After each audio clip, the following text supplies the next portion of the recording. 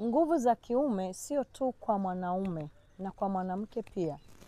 Tunakosea sana pale ambapo tunawatuhumu wanaume kila wakati hawana nguvu za kiume.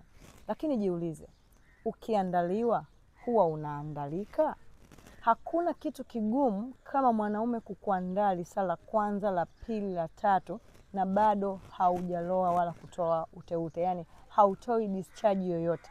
Kiasi kwamba ukiwa na uke mkavu, wewe pia nguvu zako za kiume hazipo, nguvu zako za kike hazipo.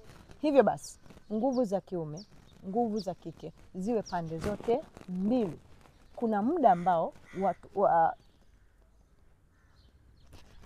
muda ambao nguvu za kiume zikipungua kwa mwenza wako, basi yawezekana chanzo ni wewe. Jiangalie katika hayo maeneo. Ukiandaliwa, unaandalika, hakikisha unakuwa na ute wa kutosha.